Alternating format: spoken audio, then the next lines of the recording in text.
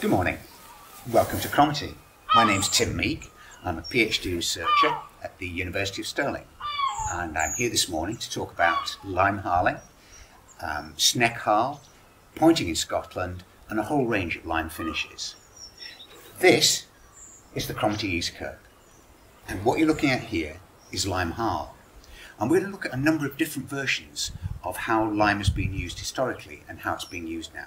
Lime harl is a full and complete covering of masonry, and ordinarily in Scotland that full lime harl is covered with lime wash.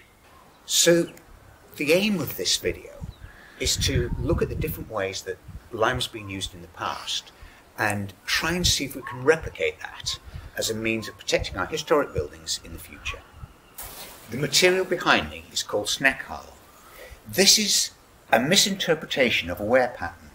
So just imagine the lime harl that we've looked at wearing away over a number of years and the high points of the stone grinned through.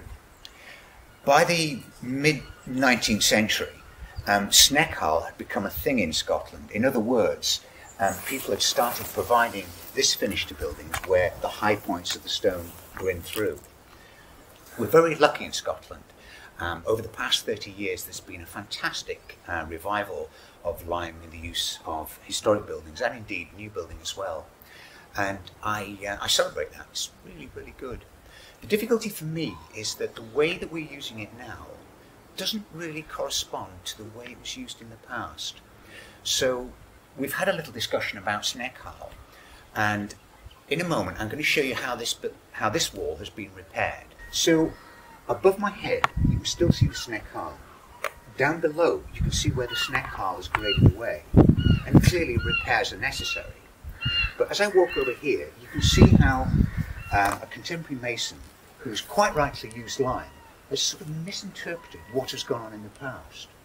So in other words, what is now celebrated is the joint. Previously the joints were completely covered, either by full harl and lime wash, sometimes by just harl, sometimes by sneck harl. What you're seeing here is the right material, but I think it's the wrong process. So we're here at the stables in Cromarty. The stables is owned and run by the Cromarty Arts Trust, and it's a fantastic venue. I just want to say something about the hierarchy of finishes. So this is the stable block, and you can see that it's built with incredibly finely detailed stone. The stone is absolutely flat and the joints are incredibly thin. And this elevation faces the main elevation of the house, which is also built with ashlar. But the rest of the building is incredibly well built, but constructed in a completely different way. Let's go and have a little look at that. So I've got ashlar at the coins, and I've got ashlar on the string course, and I've got ashlar on the string course underneath the eaves table.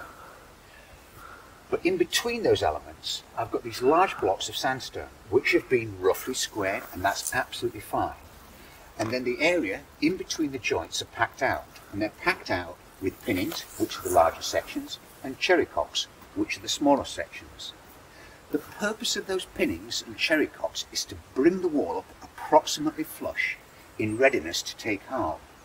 And the harl would sit just behind the raised margin, so the shadow is cast by the raised margin onto the harl. The other purpose of the pinnings and cherrycocks, I think, is to help keep water out of the joint. And the raised margins extend around the doorways and around the windows. What's also interesting is the way in which you can see that this stone block has been roughly squared, and the little bits that are pinged off during the squaring process end up as the cherrycocks and pinnings.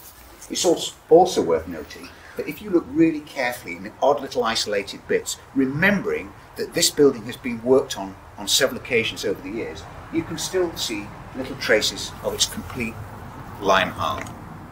So once again, you can see traces of the former complete lime harl covering on this stone here. So there's no denying the quality of this work. It's really well done, but it's important to stress that the pinnings and the galleting at this period in time, the 18th century into the early 19th century, is almost universally functional. So by the 19th century, the cherry cocking had become a decorative component rather than a functional component. This time, it's executed with little bits of slate onto very, very nicely squared blocks. What's also interesting is you can see that the raised band around the windows has been, and at the coins has become an anachronism.